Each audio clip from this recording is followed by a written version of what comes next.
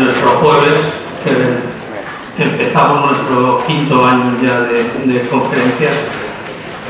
Esto, como siempre, lo organizamos las asociaciones que tenemos aquí, que son Rotary Club de Málaga, el Hotel Vinci, el Grupo Cronos, el Club Liberal, Colegio de Ingenieros Civiles, Asociación Bernardo de Galvez, Hermandad de Veteranos de las Fuerzas Armadas, Asociación Cultural CECRI, Asociación Málaga Siglo XXI, Museo Interactivo de la Música, Fundación Sociedad Civil, Federación de Casas de la Comunidad Autónoma de España y el International Business Club.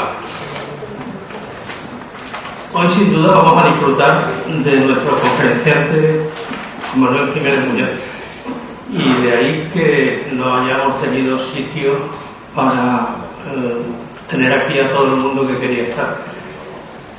Por eso quizás hemos cambiado por primera vez el sistema del coloquio para poder tener el mayor número de preguntas de todos los asistentes, de manera que todos tienen una tarjetita en la que podrán escribir las preguntas y luego las agruparemos para hacer el coloquio más fluido. En cualquier caso, saben que después del coloquio tenemos nuestro cóctel donde podremos seguir debatiendo todos los temas entre nosotros. Yo creo que todos los que están aquí conocen al conferenciante, así que la presentación va a ser muy breve. De entrada, Juan Manuel es médico, pero médico de los de verdad, de los que medicina de familia, de los que ve pacientes. Pero además ha ejercido cargos en la sanidad pública en la época del socialismo andaluz. Él se confiesa socialdemócrata. Hace 10 años empezó a escribir en las redes sociales y triunfó directamente, porque mezclaba gracia, ironía y hablar sin tapujos de todo lo que pasaba, lo que le costó más de un veto en estas redes sociales.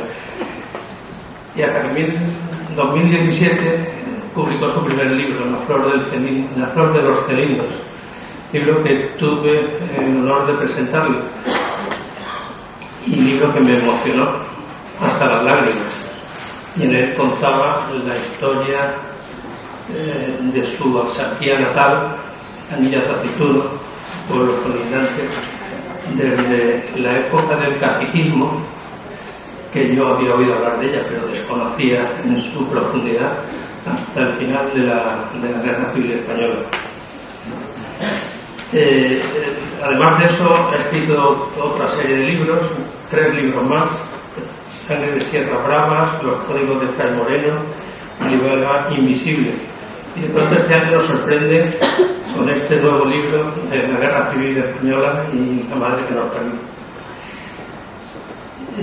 Sé que pocos temas han sido tan tratados en los últimos años, bueno, yo creo que en toda mi vida, en la Guerra Civil Española, pero tan tratados y tan deformados, primero en la época de la dictadura y luego especialmente a partir de Zapatero, que volvió a desenterrar el tema con fines partidistas.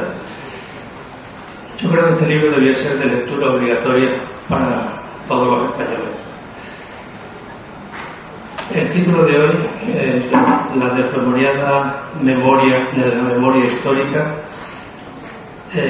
Me parece muy adecuado para lo que vamos a hacer aquí. Yo siempre he mantenido que el título, la palabra memoria histórica, me parecía una palabra absurda, porque creo que la historia empieza cuando acaba la memoria. Yo creo que no se puede escribir la historia desde los sentimientos y mucho menos desde el interés. Para acabar, yo creo que nada mejor que una frase de su libro que dice que nadie se preocupe, porque va a molestar a todos los que aún se sienten cerca de uno u otro bando. Vamos adelante.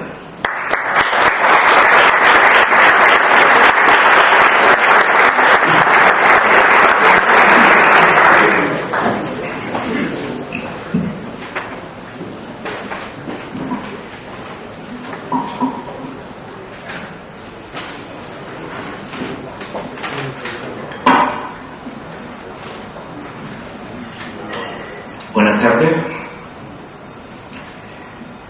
queridos amigos, bienvenidos todos y encantado de estar con vosotros. imprescindible darle las gracias a Miguel por sus palabras y a Rafael Rodómez, por supuesto a todas las 13 asociaciones que organizan este acto y que han tenido a bien invitarme. Y muchas gracias a todos los que estáis aquí presentes, que ya veo que pertenecéis un poco a todos los ámbitos de mi vida personal y de mi trayectoria profesional. Aquí veo antiguos pacientes míos, compañeros que han sido también del centro de salud, médicos de mi promoción de la facultad, médicos de mi promoción MIR, médicos veteranos. Yo ya soy también médico veterano, estoy en los médicos jubilados desde el año pasado, compañeros míos de la época del seminario y recientes amistades también de más actuales. Bueno, como esto se está grabando, también quiero dar un saludo muy especial al fiscal de la memoria democrática y delitos de odio, que me estará oyendo, y decir que es la primera vez en mi vida que alguien paga una entrada para oírme hablar. Yo espero que la calidad del catering que viene a continuación esté un poco que compense las carencias de este humilde ponente. Es asombroso para mí que a alguien le importe mi opinión sobre un asunto cualquiera, porque en el centro de salud hasta el día de mi jubilación yo era un dinosaurio obsoleto y en mi casa soy el abuelo Cebolleta. Y mi mujer, mi sargento, como yo le digo, pues sí, pagaría también, pero para no oírme, ¿no? Entonces, bueno, pues para mí es una gran alegría, una gran novedad que alguien pague para oírme, ¿no? Confieso que estoy muy nervioso, ¿no?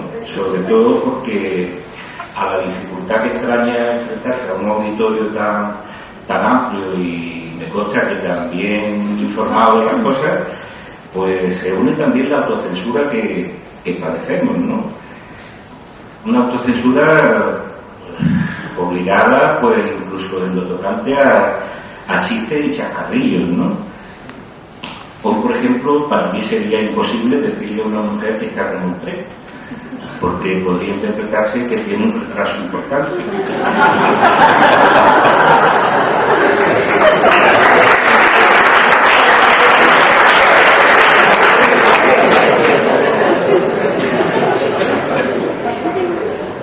Para calmar los nervios ante un público tan nutrido, los expertos en comunicación aconsejan al ponente que imagine al público totalmente desnudo. Qué vergüenza. Pero bueno, todo este calvario merece la pena este mal trago porque Pedro Sánchez ha declarado que este año 2025 es el año del antifranquismo, que iba a hacer 100 actos para conmemorativos y solo lleva 6. Entonces yo tengo que poner un poquito de mí y ayudarle a que cumpla al menos esa promesa, ¿no? Así que por eso hablaremos de Franco también. Al polímero organizador de este evento, pues yo le propuse 7 títulos para el acto y ellos han escogido. En los títulos que les propuse pues había de todo, ¿no? Algunos títulos aludían directamente a la guerra civil, otros a la memoria, otros... y al final han escogido ¿no? La desmemoriar la memoria de la memoria histórica, y por lo tanto como el polímero ha decidido esto, pues okay, vamos a hablar de memoria.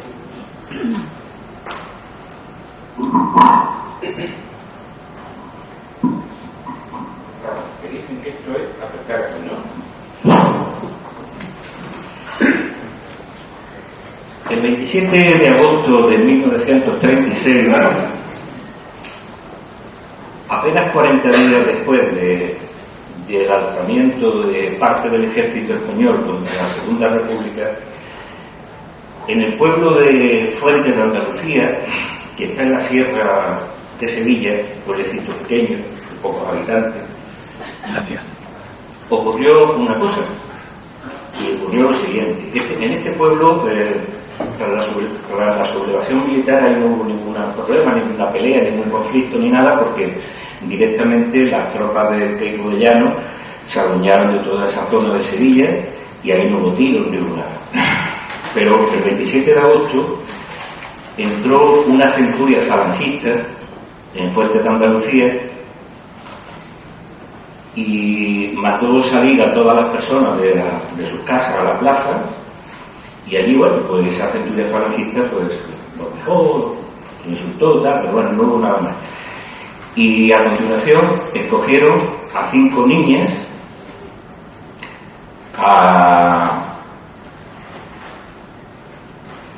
María Jesús, a Corral, a Josefa, a María y a Joaquina. Las 2 primeras eran hermanas. Una tenía 16 años y la otra tenía 17. María Jesús y Corral. Josefa era prima hermana de estas 2 hermanas. Tenía 18 años.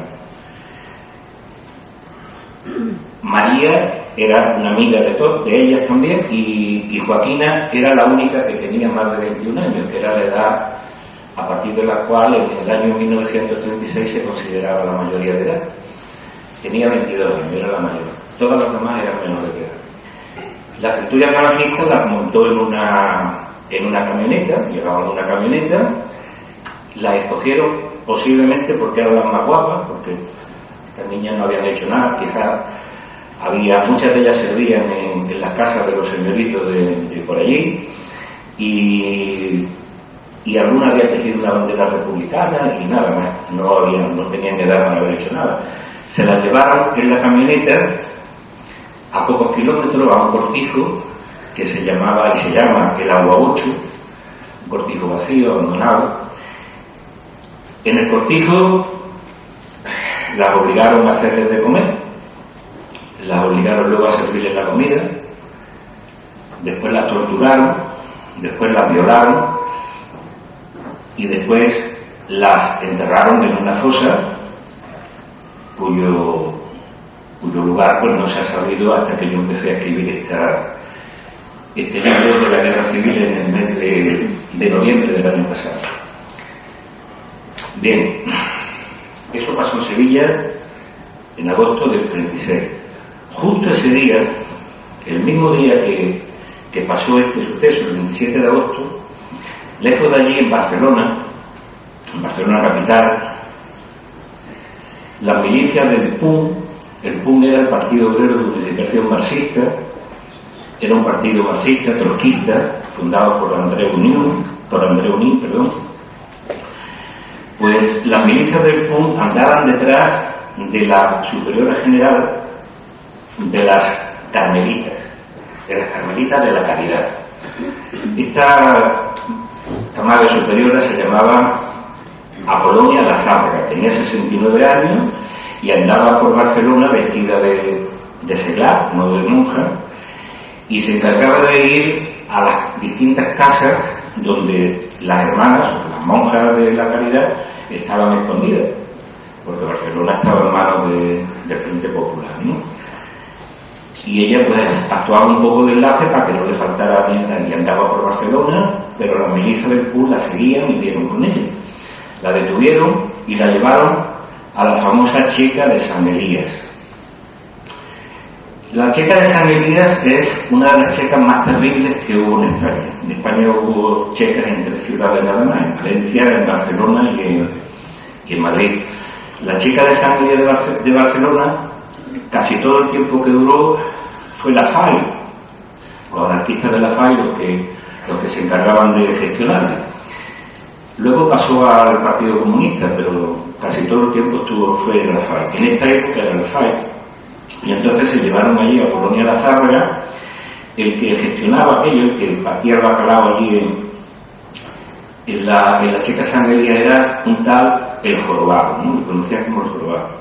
Bueno, pues El Jorobado y sus jorobadillos, pues encerraron a Apolonia Lazárraga en una celda, la tuvieron justo un mes allí, con todos los malos tratos que os podéis imaginar, y luego, un buen día, al mes prácticamente, en septiembre del 36, la sacaron de la celda La desnudaron, la colgaron de un gancho y le obligaron a jurar de su fe católica.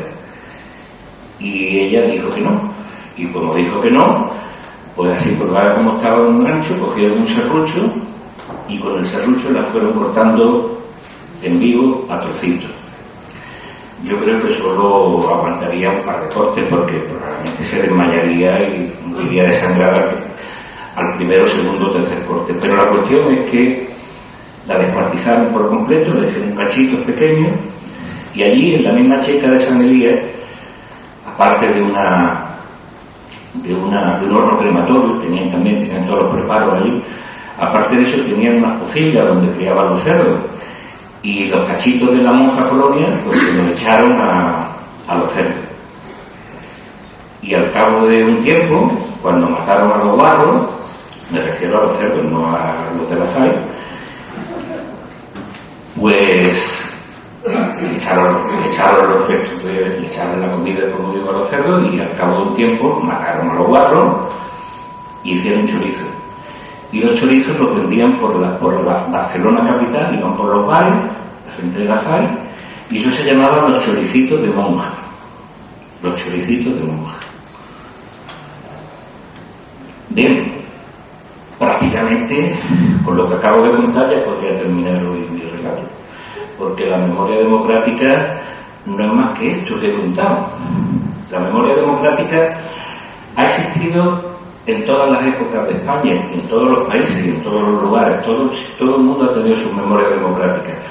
Aquí, en España, hemos tenido 3 memorias democráticas, concretamente. La primera memoria democrática fue cuando Franco gana la guerra y entonces le llaman a la memoria democrática formación del espíritu nacional. La formación del espíritu nacional no es más que una forma de memoria democrática, llamada de otra manera. Es una memoria de obligado cumplimiento, donde la historia de la monja, de la madre Apolonia Lazárraga, era una heroína, y donde el jorobado y los jorobaditos de la checa de San Elías eran unos canallas. Después hubo otra época, que fue en la transición, pocos años, entre que muere Franco, 75 y el 80 aproximadamente, 82 quizás, donde hay otra clase de memoria, también le podemos llamar memoria democrática, pero era otra memoria democrática diferente, donde se podía hablar de todo. El símbolo de esa época se llamaba el programa La Clave, que recordaréis con José Luis Balbín y su famosa pipa, y donde están los episodios, si los queréis los podéis encontrar en YouTube. Allí está José Luis Balbín pues con Santiago Carrillo, con el cuñado de Franco, con la hermana de José Antonio Primo de Rivera, Pilar Primo de Rivera. Allí están hablando de todo. Eso hoy estaría prohibido, sería una apología del delito de odio. Pero entonces se hablaba, esos programas están ahí grabados, hablando francamente unos de otros, ¿no? Y hablando bien. Hay un diputado del PSOE de la República, cuyo nombre no me acuerdo ahora, pero que incluso sale en mi libro, a cuenta del Tesoro de Pica. Este diputado, ya anciano, está en el programa hablando de José Antonio Primo de Rivera y hablando bien de José Antonio Primo de Rivera. No del pistolerismo de Falange, sino hablando bien de la ideología que José Antonio Primo de Rivera, una cosa verdaderamente increíble, eso estaría prohibido hoy. Y luego tenemos la memoria democrática actual, que es la memoria de Pedro Sánchez y de Bildu, que bueno, pues todo lo contrario, que donde quizá el jorobado de la checa San Elías era una víctima de Franco y la madre Apolonia pues una víctima colateral, ¿no? Y en eso consiste la memoria histórica que ha habido a lo largo de... Podría terminar aquí, pero digo los ejemplos, ¿no?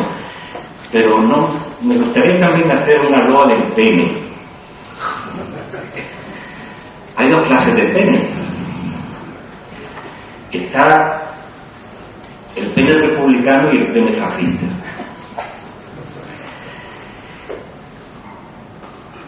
En el año 1937, cuando estaba Málaga asediada por las tropas de Queipo de Llano, poco antes del episodio de la desbandada, las emisiones radiofónicas de Queipo de Llano eran verdaderamente espeluznantes, ¿no? Ponían los pelos de punta las amenazas que decía, ¿no? Y una de ellas, en una de esas retransmisiones radiofónicas, en la página 242 de mi libro, decía Queipo lo siguiente: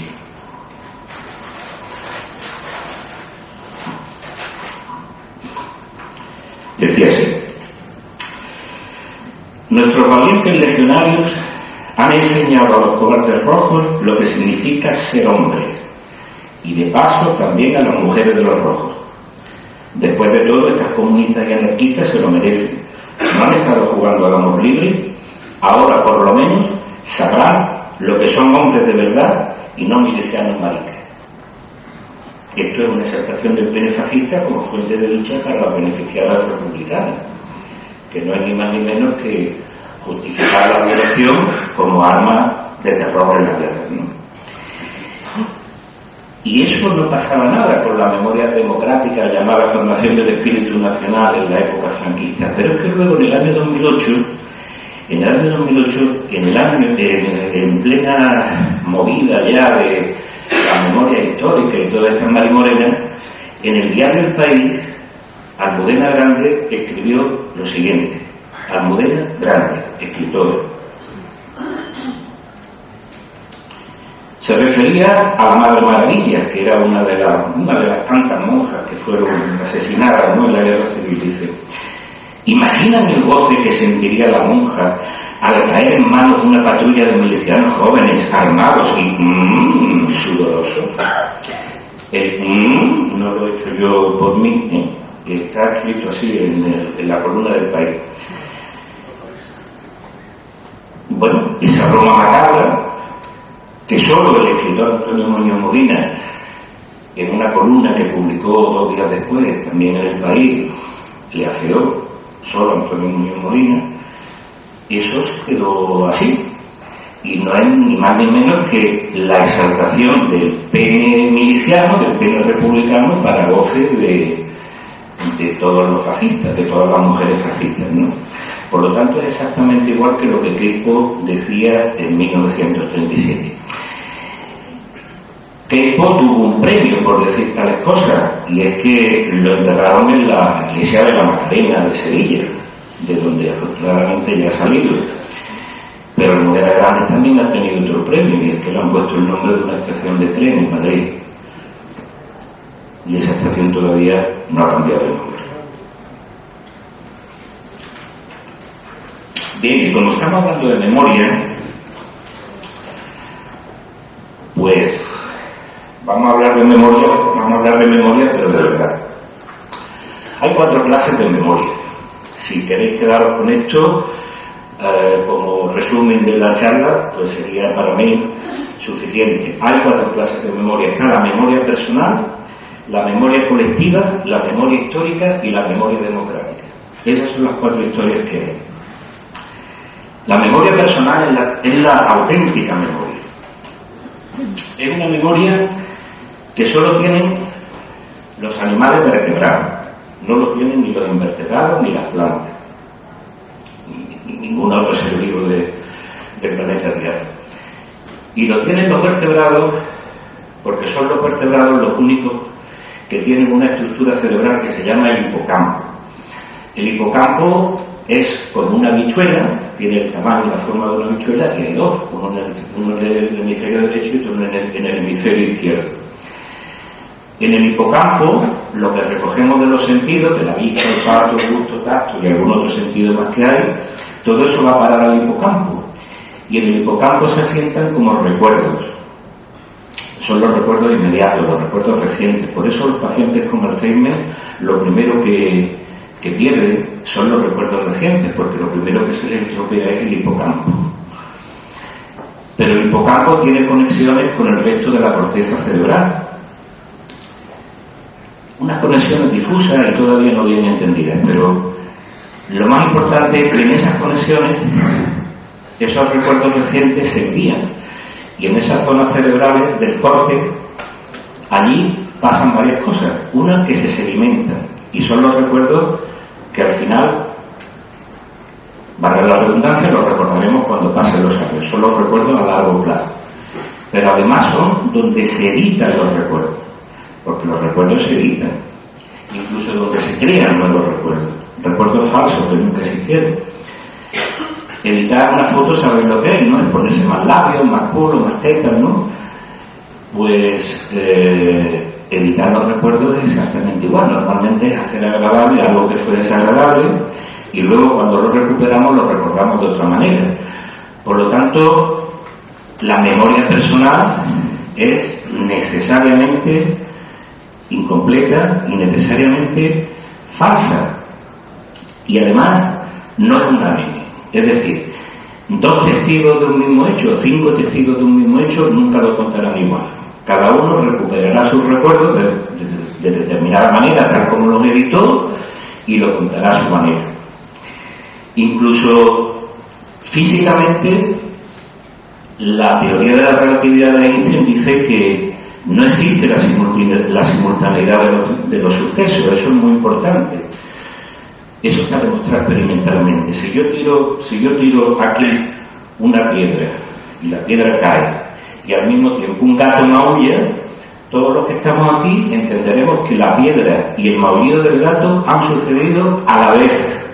Estaremos todos de acuerdo porque todos estamos en el mismo espacio-tiempo y no nos estamos moviendo uno respecto a otro.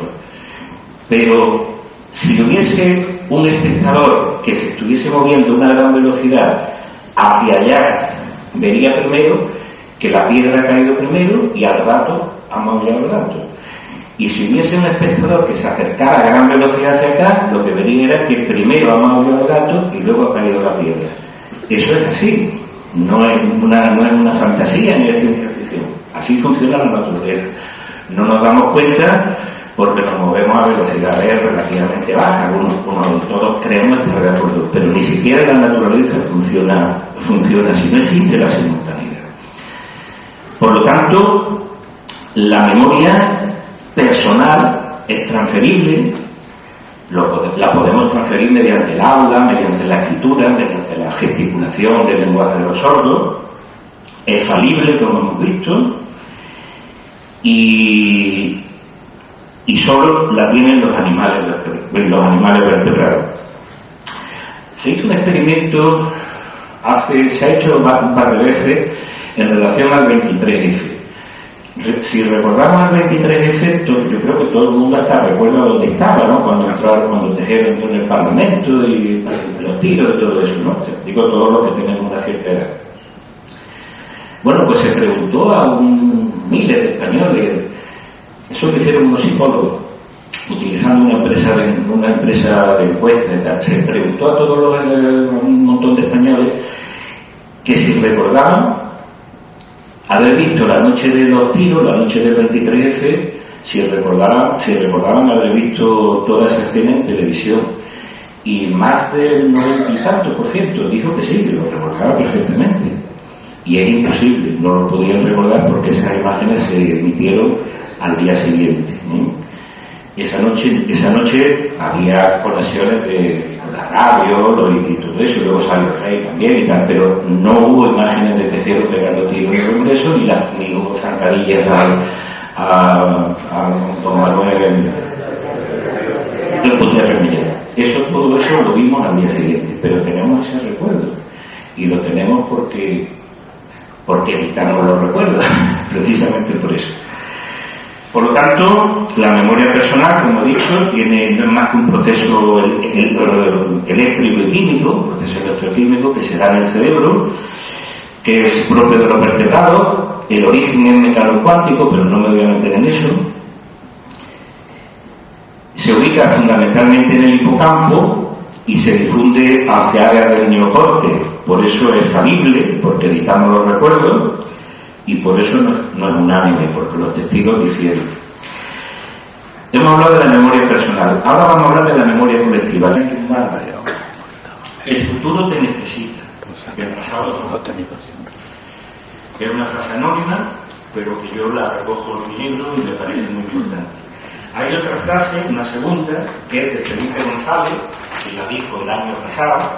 Dijo: hay personas que han elegido ser nietos de la guerra civil en lugar de ser hijos de la democracia. Me parece una frase muy profunda y muy acertada. Y la última frase es de Fernando Savater, que la dijo en enero de este año 2025, y es la siguiente: sin memoria no hay justicia, pero sin olvido no hay paz. Muchas gracias.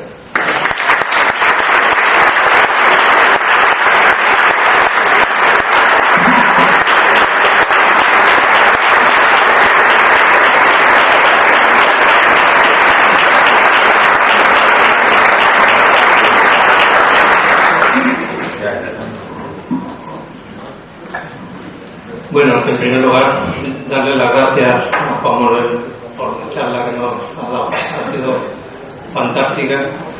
Y ahora, mientras recogemos todas las preguntas que habéis hecho y se las pasamos, yo quería hacerte una pregunta inicial. Tú que has estudiado a fondo toda la historia de España, la República y toda esa época, ¿crees que había alternativa al golpe de Estado de Franco? Alternativa mejor para España. O sea, ¿crees que España hubiera estado mejor ahora mismo de otra manera que no fuera con el golpe de Estado? Te contesto. Bueno, vamos a ver. Me piden un poco historia ficción, ¿no? Porque, claro, saber qué hubiera pasado sí, estas cosas le huyen los historiadores y en general cualquier persona sensata, ¿no? Sí te digo una cosa, que en la guerra civil hay un gran consenso de que la guerra civil era inevitable. Era inevitable.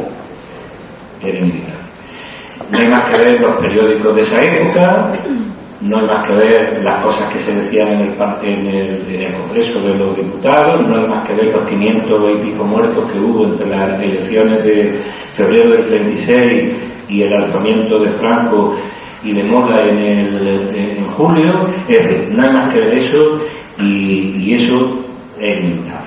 Pero tenemos que tener en cuenta que inevitable no es lo mismo que necesario. Por ejemplo, no sé, es necesario que Pedro Sánchez dimita, ¿no? Pero desgraciadamente no es inevitable. Puede ser que no ocurra, ¿no? Entonces la guerra civil es inevitable, pero no era necesaria. Había quien decía que era necesaria. El peor de todo, el más iba a decir el más perro de todo. Bueno, uno de los personajes más nefastos era Francisco Largo Caballero. Francisco Largo Caballero afirmó cientos de veces, docenas de veces, yo recojo frases textuales de Largo Caballero, que la guerra civil era necesaria. Vamos a la guerra civil, si podemos conseguir el poder por la buena, por la decisión bien, y si no, tendremos que ir a la guerra civil. Eso era está claro que él hablaba de una necesidad, ¿no? Yo necesidad no lo veo, ¿no?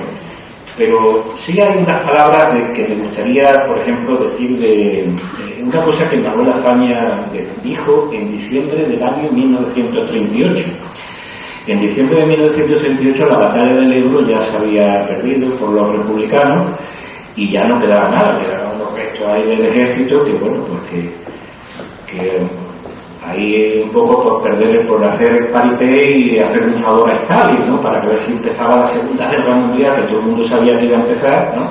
Y mientras aguantábamos pegándonos tiros aquí para que la guerra civil española se internacionalizase. Y bueno, en diciembre del 38 estaba a punto ya las potencias mundiales, Francia, Inglaterra, Estados Unidos, de reconocer al gobierno de Franco. Manuel Azaña estaba a punto ya, el presidente de la República estaba a punto ya de largarse por su cuenta a Francia, dándolo todo por perdido, ¿no? Pero bueno, ahí seguía Negrín y el Partido Comunista apoyándolo en seguir. Bueno, Manuel Azaña dijo lo siguiente, en diciembre del 38, la guerra está perdida, pero si por un milagro lográsemos ganarla, los republicanos seríamos los primeros en tener que coger un barco hacia el exilio. Es decir, los republicanos, hablábamos de los republicanos burgueses, se hablaba de los republicanos burgueses, de los verdaderos republicanos, no de los marxistas, no de los frentes populistas, que ellos tenían otra idea de aquello, ¿no? Que ellos iban a la revolución, también los anarquistas, ¿no? Los republicanos seríamos los primeros que tendríamos que coger un barco, ¿no? Y Chávez Nogales, al cual yo dedico aquí una gran parte de sus pensamientos, de su obra, ¿no? Chávez Nogales, ¿sabéis todos quién fue, no? Uno de los periodistas más importantes que hubo, ¿no? En esa época, un hombre republicano, de izquierda, burgués, se tuvo que exiliar, ¿no? Y dijo lo siguiente en el famoso prólogo que escribió a Sangre y Fuego, y dijo lo siguiente: fijaos, esto es de febrero del año 37, ¿eh? De febrero del 37, la guerra civil llevaba unos meses, pero fijaos que lucidez. El hombre que encarnará la España superviviente surgirá a merced a esa terrible e ininteligible selección de la guerra que hace sucumbir a los mejores. De derecha, de izquierda, rojo, blanco, es indiferente. Sea el que fuere, viniendo de un campo o de otro, de uno u otro lado de la trinchera, llegará más tarde o más temprano a la única fórmula concebible de subsistencia, la de organizar un Estado en el que sea posible la humana convivencia entre los ciudadanos de diversas ideas y la normal relación con los demás Estados, que es precisamente a lo que se niegan hoy unánimemente con estupidez y crueldad ilimitada los que están combatiendo. Es decir, a él le daba ya un poco igual, ¿no? Realmente, venga de derecha o venga de izquierda, lo dicen más adelante, no lo he oído ahora, dice: habrá un periodo duro, un periodo de dictadura, un periodo que nos van a meter por vereda, habrá un periodo en el que tendremos que sudar sangre para pagar la factura incluso económica de lo que nos está costando este desastre nacional, y pasado eso, sea de derecha o sea de izquierda el que haya retomado esto, pues al final tendremos que ponernos de acuerdo y convivir. Y eso es lo que ocurrió en la transición, precisamente. Es decir, que Chávez Nogales en el año 37 está diciendo: esto es lo único, vamos a abocar a una transición, ¿no? Así lo entiendo yo, Miguel. No sé si con eso te he respondido, pero bueno. ¿Alguna pregunta más? Sí, están recogiendo.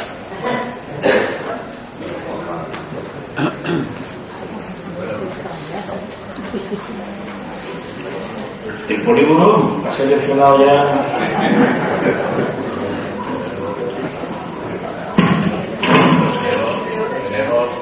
Cierta dificultad en algunos casos para poderles leer, porque entre que es un lápiz y que cada uno escribe con su letra y su forma de escribir, es complicado. Pero bueno, estamos intentando hacer algunas traducciones simultáneas para poder hacerte las preguntas. Tenemos un trabajo importante, ¿eh? No creas que es fácil. Bueno, yo te leo la primera que tengo. Vamos bien de tiempo, ¿no? Vamos, de momento vamos bien. En la presentación se describe el ensayo como gamberro, pero certero y valiente. ¿Cómo decides cuándo emplear ironía o humor para tratar un tema tan sensible como la guerra civil y cuándo mantener una voz más seria y descriptiva? Bueno, eso es un poco, digamos que va en la habilidad del escritor, de una especie de intuición, ¿no? Normalmente los episodios más tristes, más oscuros, más sanguinarios, ahí he intentado meter un poco de vez en cuando alguna bromita, alguna cosita que aderezara eso. Por ejemplo, en el tema de las checas, en el tema de la checa, pues meto un poco de ironía, meto un poco de tal. Pero tenemos que confesar una cosa, ¿eh? Hay momentos del relato donde me ha sido imposible. Por ejemplo, en el episodio de las 5 niñas del Aguaducho, ¿no?, que os he contado, me ha sido imposible, ¿no? Porque es que cuando se llevaron a las niñas y las mataron y las violaron y las escondieron y tal, las enterraron y eso, es que esa misma noche llegaron, o sea, tú imagínate, las madres, los padres y tal, se quedaron en el pueblo llorando a lágrimas vivas porque pensaban que podía pasar cualquier cosa, ¿no?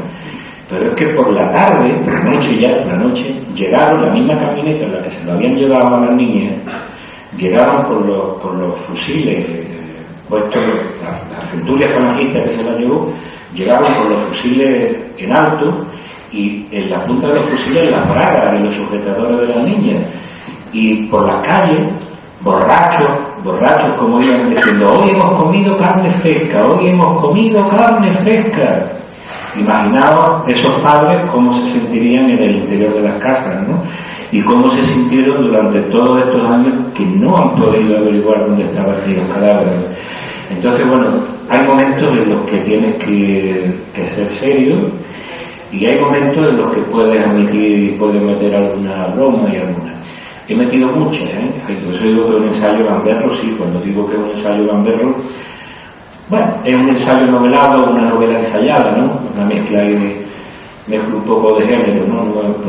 Pero sí es verdad que el humor, el sarcasmo, la ironía son herramientas inteligentes, ¿no? Si se saben usar con inteligencia, ¿no?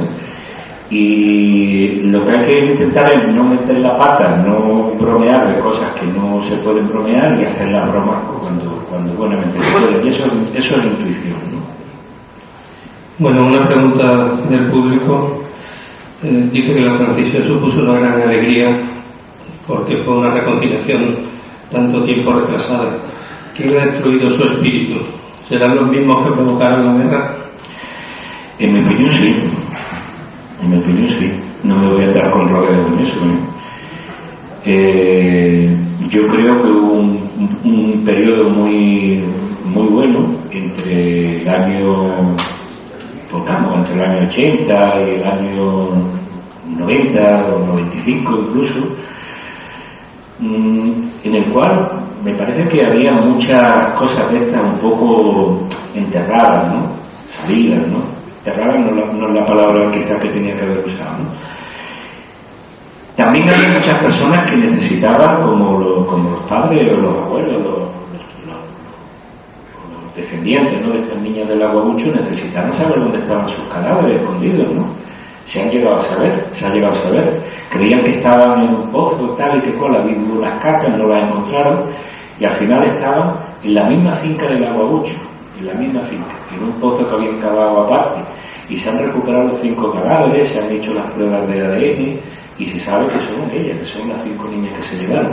Esas familias se merecían, al cabo de un tiempo se merecían una reparación, ¿no? Y si querían encontrar los restos de sus familiares, pues me parece bien. Y en ese sentido yo creo que sí era necesario desenterrar a los muertos que hay en las cunetas y tal. Pero en ese sentido me parece oportuno lo de la memoria histórica, mal llamada memoria histórica, ¿no? Pero todo esto ha derivado mal. Todo esto ha derivado al final en un esperpento, ha derivado en que estamos volviendo a las mismas, estamos volviendo a dos bandos, y estamos volviendo a no extendernos, ¿no? A estar a grito pelado en el Congreso, a estar a grito pelado en las calles, a tener cuidado con lo que decimos, a un neoderracibilismo, ¿no? Y ahí, en mi modo de ver, ha tenido más culpa la izquierda que la derecha, porque a la derecha, gobernando Aznar, se le hizo en las Cortes una propuesta de condena del régimen de Franco, y todo el Congreso de ese año, no recuerdo si era el 2003 o el 2002, lo tengo aquí, en el año 2002 se hizo una condena unánime del régimen franquista, y votó a favor de esa condena el PP, el PSOE, no hubo ni un solo diputado de los 350 que votara que no, todos condenaron. Ahí se tenía que haber terminado la cosa. No se puede, no podemos seguir a más, ¿no? Y sí se ha seguido a más por intereses públicos. Por lo tanto, me parece que sí, y que hay unos más culpables que otros. Bueno, al hilo de la pregunta que hacía Miguel, y en un punto de vista un poquito más positivo, preguntar un poquito, esto no es la ficción, sino que es futuro ficción. ¿Es posible que, tras la caída de Sánchez, es posible un gobierno de coalición fuerte entre los dos grandes partidos? ¿Los dos grandes partidos quiénes son? Los antiguos dos grandes partidos. No, es que ahora la cosa se mueve de otra manera. El PSOE y tal. Hombre, pues volvemos a decir, ¿hay historia ficción? Yo creo que no. Yo creo que después de la caída de Sánchez, el PSOE tiene una larga travesía del desierto. Si no le pasa como al PSOE de Francia o de Grecia, creo que fue, ¿no? El de Grecia, ¿no? Salió huyendo. De Italia, perdón. Bettino Craxi salió huyendo a Túnez, se escondió en Túnez y allí murió. Claro, o sea, no sé lo que puede pensar, pero me parece a mí que no. Me parece a mí que yo no veo unos grandes acuerdos, por desgracia, ¿no? Veo más bien una polarización, hemos dado una polarización y habrá una ultraderecha y una ultraizquierda y un partido más o menos centrista que sería como el partido gaullista o de Macron en Francia, que será fundamentalmente el PP. Es un poco lo que yo veo, ¿no? Esto, mi opinión en esto no es mi historia ni nada, es una opinión como la de cualquiera. Aquí hay otra pregunta. ¿Qué pasará con nuestros niños con este aprendizaje sectario y partidista de nuestra historia? ¿Qué pasará? Pues también una pregunta futurista, no lo sé, pero Tu opinión, claro. vamos a ver. En las escuelas, si nos referimos a las escuelas, yo no he visto en las escuelas tampoco ninguna, lo sé porque tengo nietos. Tengo nietos que tienen 9 años y veo los libros de texto, ¿no? Y me preocupa también por ver un poco en internet también los cursos más adelantados que hablan y tal, y creo que se habla bastante normal del tema de la guerra civil, ¿no? El problema no son los libros de texto, el problema son muchas veces los maestros, ¿no? Los profesores en algunos casos, ¿no? Cuento una historia de un muchacho, un niño también, pero de 13 o 14 años, del Instituto de Vélez, Málaga, aunque el muchacho es de mi pueblo, de Sevilla, ¿no? En la clase de historia, sí, del instituto, la profesora en un momento dado le pregunta a los alumnos, no sé a cuento de qué, porque la pregunta es bastante amplia, y de ¿qué nos parece? A ver, ¿quién os parece a vosotros? Esto es real, contado por el padre, contado para mí, con el padre de la criatura. ¿Quién os parece a vosotros el gobierno más bueno para España en la historia de España? No sé qué pretende con esa pregunta una profesora de historia, ¿no? Que quiere que le contesten los niños de 14 años, de 15 del instituto. Que era el gobierno de Rajoy, de Zapatero, el de General Prim, el de Alfonso XII, la pregunta tan abierta en la historia de España, ¿no? Total, que los chiquillos, pues, y chiquillas, ¿no? Porque hay de todas, estaba mixto, ¿no? Pues yo el de no sé quién, pues yo de no sé cuánto, ¿no? Y cada uno dijo su cosa, ¿no? Levantó la mano y cada uno dijo lo que le pareció. Y al hijo de este amigo mío, pues no se le ocurrió otra cosa al chaval que decir, el gobierno de Franco. Bueno, ahí fue ya el acoso, ahí fue la profesora de historia lo avergonzó al chiquillo, que eso que era, que qué clase de educación le estaban dando los padres, que eso le parecía imposible, que eso era un delito, que bueno, lo puso el chaval fatal. Y cuando el chaval llegó ese día a su casa, se lo contó, venía el chaval a punto de llegar, ¿no? Se lo contó a su madre y a su padre. Mira, mamá, me ha pasado esto. Los padres ni son franquistas ni son nada, los padres son dos campesinos del pueblo, muy gente muy trabajadora, muy honrada, que son los que además me ayudan a plantar mis cebollas y mis patatas en mi huerto, y bueno, me ayudan, no, me aconsejan, porque las planto yo. Pero bueno, la cuestión es que le dijeron, ¿esto cómo es posible?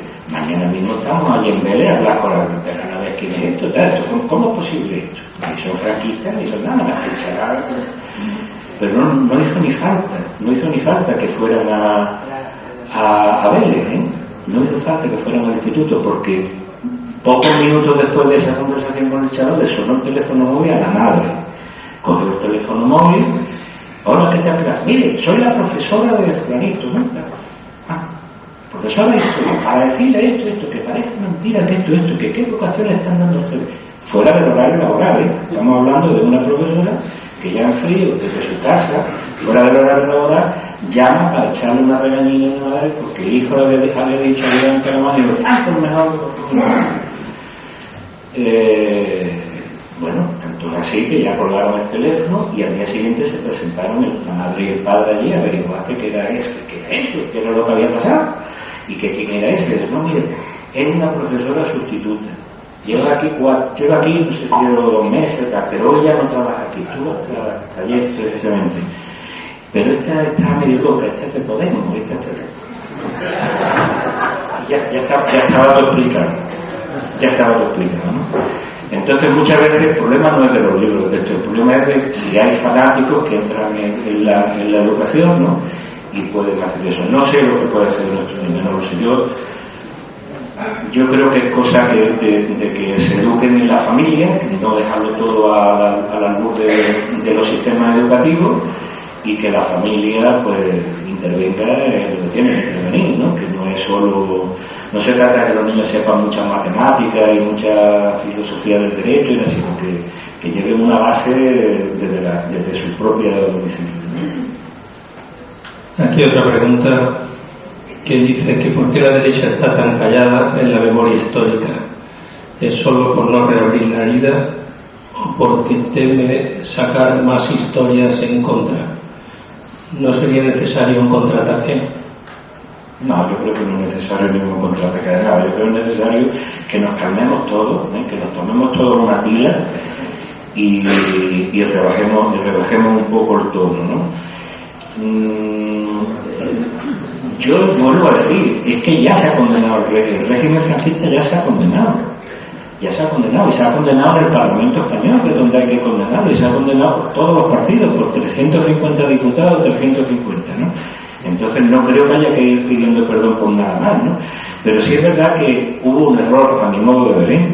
Hubo un error cuando Zapatero sacó la memoria histórica, la mal llamada memoria histórica del año 2007, y asignó una cantidad de dinero para el tema de las fosas, ¿no? Para el tema de recuperar las víctimas que había en la cuneta, ¿no? Ya se habían recuperado muchísimas del bando republicano y se le habían dado, digo, a lo largo del franquismo, ¿no? Se habían recuperado lo que se habían podido. Es verdad que hay mucha gente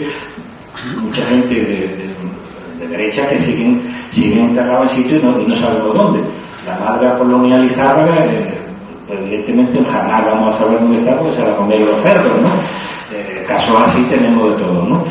Hay 14 monjas concepcionistas que las mataron a las 14 en el mismo tiempo, se las llevaron con unas cuerdas atadas a un descampado de Madrid y las mataron también. Y esas monjas no sabemos dónde están tampoco, no sabemos.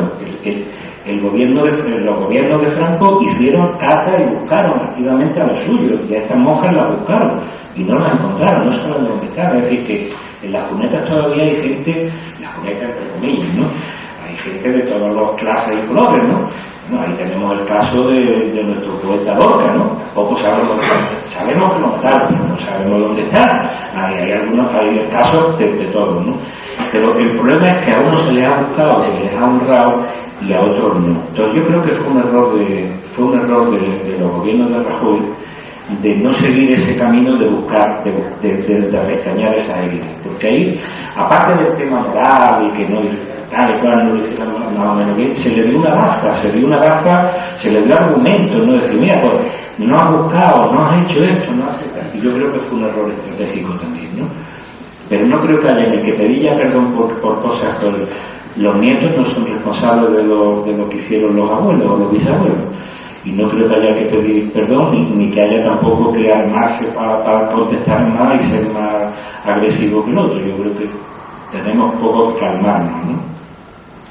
Yo voy a intentar hacerte una pregunta, pero ya en sentido un poco más histórico, no en historia ficción. ¿Piensas que quizá el origen de la guerra civil, aparte del siglo XIX al que tú te remontas, que estoy contigo, que puedes estar ahí, se debe a fundamentalmente hay un libro muy bonito que era el de la Tercera España, a que no había una tercera España realmente, porque no había una clase media, faltaba una instrucción y una formación con la que luego en la posguerra pues se fue formando. ¿Crees que ese es uno de los motivos? Y el segundo es, ¿hay realmente, como los historiadores hablan de él, hay una diferencia realmente de España con respecto al resto de Europa? ¿O esto estaba ocurriendo en otras partes de Europa, como por ejemplo en Alemania, en Italia, etcétera? Este tipo de movimientos, digamos que procedente de la Revolución Rusa o de la Depresión, y España no es tan excepcional como nosotros podemos pensar, no tenemos que ser tan caídas con nosotros mismos en lo que estaba ocurriendo en otras partes del mundo. Bueno, el periodista al que yo he hecho alusión se llama Manuel Chávez Cabales, lo dice en este prólogo, ¿no? Precisamente dice las tres pestes que nos llegaron de Europa, ¿no? La peste de las estepas rusas, que fue el marxismo, la peste nazi y la peste fascista, ¿no? Nos llegaron de Rusia, de Alemania y de Italia. Y aquí encontraron terreno abonado por lo que tú estás diciendo, efectivamente, de todo lo que veníamos arrastrando del siglo XIX, ¿no? Que bueno, es muy largo de explicar, pero no me voy a meter ahí. Pero sí, efectivamente, una de las principales causas por las que esto era un terreno abonado para que aquí creciera más ese enfrentamiento y esas ideologías se hicieran potentes, ¿no? Más que en otros países de Europa, pues es precisamente que no había una clase media, prácticamente. Ese era el franquismo en los años 60, 65, a partir de ahí empezó a haber una clase media, pero hasta entonces no la había en la República, no la había en la República. Las del analfabetismo eran tremendas, ¿no? Empezamos por ahí, luego ya si hablamos de lo del comer, pero luego estaba el problema de la reforma agraria, de los terratenientes, de los latifundios, de los caciques, pues, todo eso. Esto era un terreno abonado para que esas pestes tuvieran apoyo. Aquí se intentó el experimento de una república burguesa, ¿no? Y esa república burguesa, digamos que si tenemos que tener una imagen de personalizable en alguien, sería Manuel Azaña, por ejemplo, Miguel de Unamuno, Ortega y Gasset, ¿no? Toda esta gente, María Zambrano, Clara Campoamor, ¿no?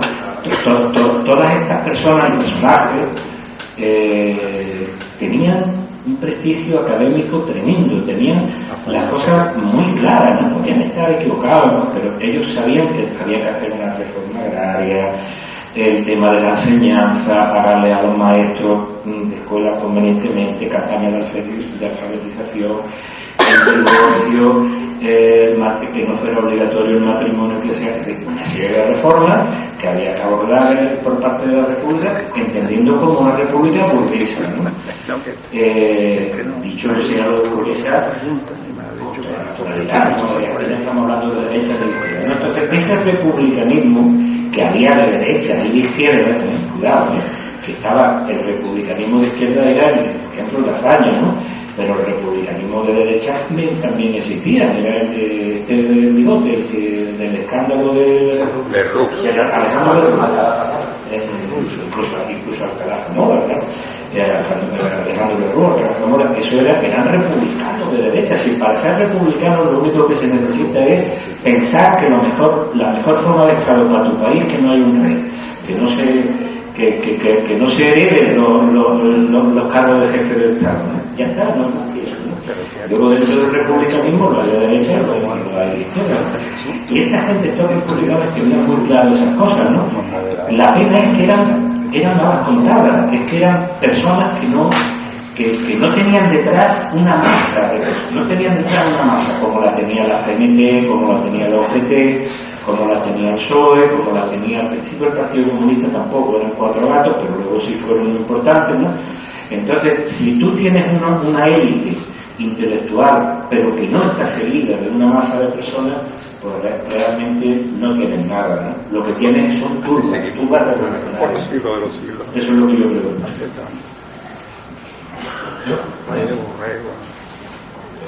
Que es por mi parte la última.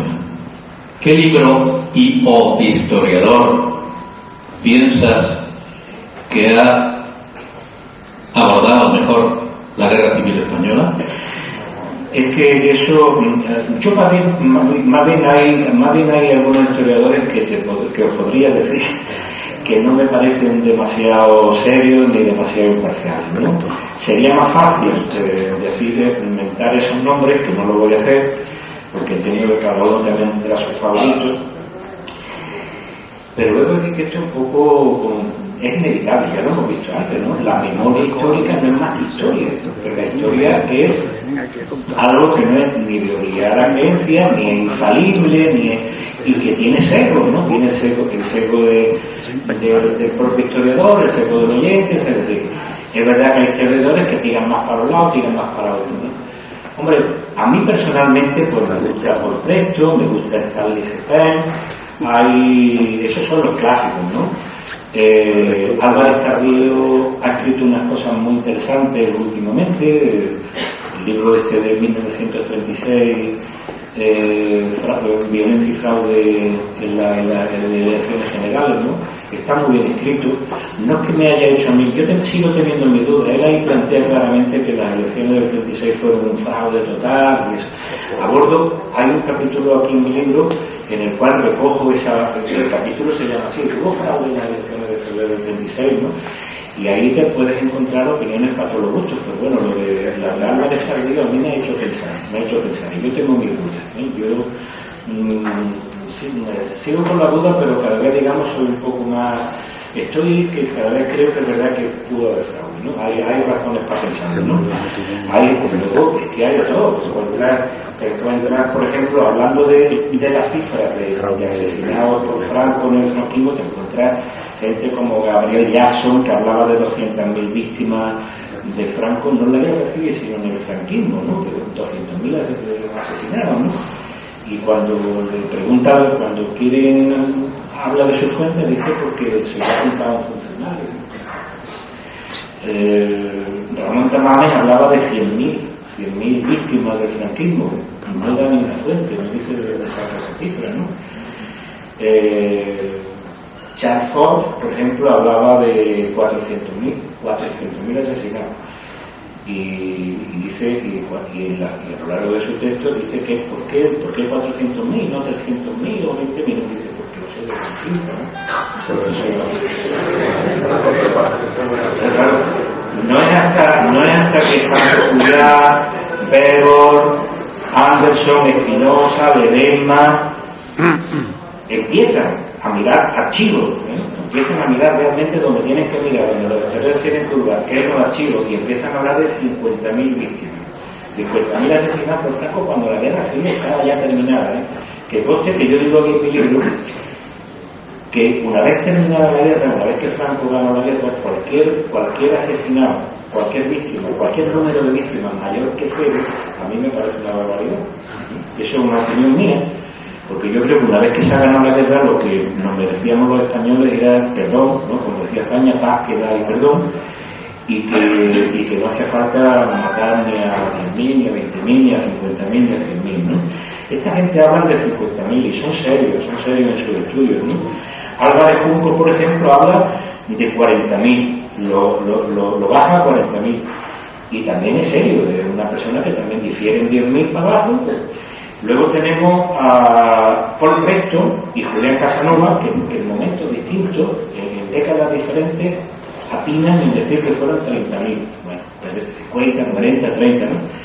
Y ahora aparece el estudio de Miguel Platón, que es el último, que dice que no, que 30.000 no, que 30.000 fueron los expedientes militares que él ha encontrado en los archivos militares del franquismo, pero que de los juicios, vamos.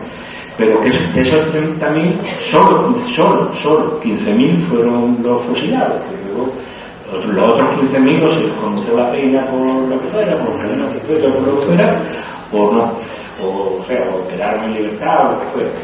La cuestión es que él habla de 15.000. Con esto quiero decir que efectivamente hay cero. Yo no sé si fueron 15.000, yo aquí manejo para redondear la cifra de 50.000, ¿no? Pero vale, entiendo que no fueron 50, fueron 40, 30 o 15. Pero insisto, más de cero después de terminar la guerra, a mí me parece mucho, ¿eh? ¿Vale? Así que de eso me voy a hacer una cosa. Tengo una última pregunta. ¿Puede ser cierto que la guerra civil fuera un ensayo para la guerra mundial o un experimento? Bueno, eso por supuestísimo. España fue el ensayo de la guerra mundial, eso está claro. Aquí hubo un problema evidentemente nuestro, ¿no? De nuestro carnismo y de nuestros problemas propios, ¿no? Y aquí vinieron a ensayar pues, los alemanes, los italianos, los rusos, ¿no? Y luego se enfrentaron en los campos de Europa. Aquí lucharon el fascismo y el nazismo contra el nazismo, ¿no? Eso fue así tal cual, ¿eh? Así que sobre eso no hay ninguna duda. Iba a contar una anécdota, pero se va a hacer un poco largo.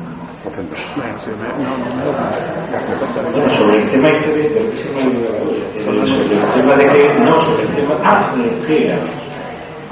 Que lucharon aquí los de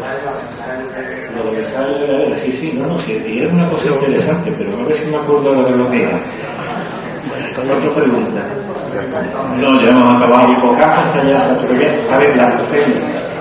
Hemos acabado porque hemos tenido, como dijimos al principio, cierta dificultad de poder leer, en algunos casos por la letra y en otros porque no se entendía lo que quería decir. De manera que pedimos disculpas a aquellas personas que hayan entregado la pregunta y que no la hayamos podido leer. La próxima vez probaremos una máquina o algo para que hagan las preguntas por escrito. Que acabo de recordar la anécdota, Si te das cuenta, si nos pasamos al comedor, ¿no estás cansado de ello? ¿Seguro? No, es que he recordado una cosa que escribí aquí, ¿no? Sobre el tema del famoso bombardeo de Guernica. El bombardeo de Guernica, bueno, sí, fueron aviones alemanes y tal, ¿no?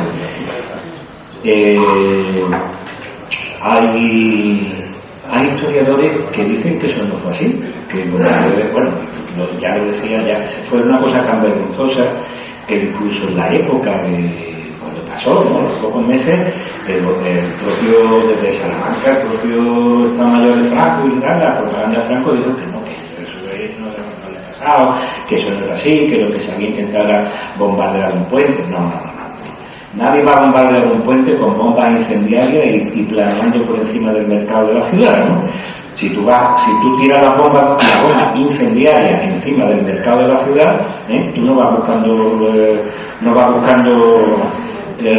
romper un puente, ¿no? Bueno, pues alegaban eso. Luego, las víctimas republicanas también, la República, las autoridades también engordaron un poco el asunto, ¿no? Hablaron de miles de muertos, que tal, y que al final los historiadores ya por fin se han puesto de acuerdo. Sobre 300 víctimas hubo. 300 víctimas, el 5% de la población de Guernica, es una barbaridad, ¿eh? Pensad que en la Guerra Civil Española murió el 2,5% de la población española, murió de onda, de hambre, de esto. El 2,5% es una barbaridad, ¿eh? Bueno, pues allí murió en torno al 5% de la población de Guernica, eso fue un desastre. Y cuando terminó la Segunda Guerra Mundial, y este era el enlace con la Guerra Mundial, después de haber negado todo eso y haber dicho que eso no había pasado y que era un puente y patatín patatán, perdieron los nazis en la Segunda Guerra Mundial, como ya sabéis, y en los juicios de Nuremberg a Goebbels, que estaba allí, era uno de los jerarcas nazis que estaba sentado en el banco de los acusados, el fiscal le preguntó directamente. No, perdón, Goebbels no. Goebbels, hombre. Perdón. Sé que era Goebbels, ¿vale?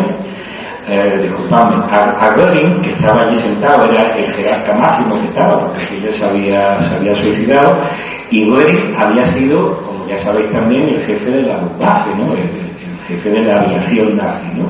Incluso el jefe y el que había fundado la aviación nazi. Entonces le preguntaron allí en el juicio a Göring que si era verdad que los aviones nazis habían hecho la masacre de Guernica. Y Göring dijo, por supuesto que sí. En aquella época no tenía yo ni otro lugar donde mandar mis aviones a hacer ensayos a baja altura. Y entonces, bueno, pues aquello fue una ocasión inmejorable para que mis pilotos ensayaran vuelos de bombardeo a baja altura. Así lo dijo. Claro, eso está en las actas del juicio de Nuremberg. Por lo tanto, el que diga que aquello no existió, que aquello no fue importante, o que aquello no fue cosa de Franco y de los nazis, se está equivocando, ¿vale? Como también se equivoca el que diga que los bombardeos de Cabra por parte de los republicanos no fue algo que tuviera importancia, porque los bombardeos de Cabra por parte de la República, curiosamente, también se... ¿Qué? Ah, levántate, di tu nombre. Un aplauso.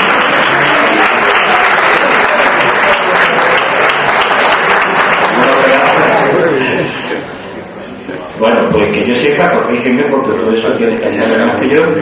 No hubo bombas incendiarias sobre Cabra, pero sí se centraron en el mercado. Curioso, en el mercado del pueblo, Y también hubo muertos, no recuerdo, no sé si fueron 300 o 200, eso es verdad que no me acuerdo de ese dato.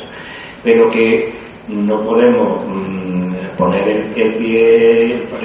¿Y con qué bombardearon los republicanos? Pues con aviones republicanos. ¿Y quién le había vendido a precio de oro los aviones?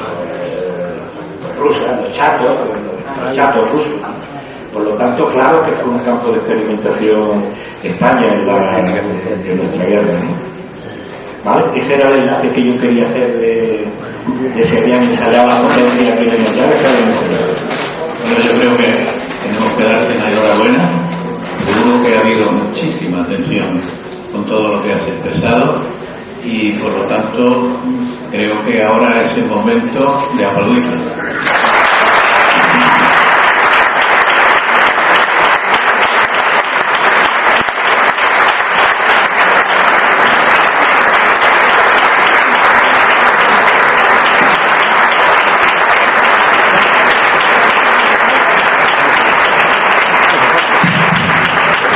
Muchas gracias y espero no haber sido demasiado pesado,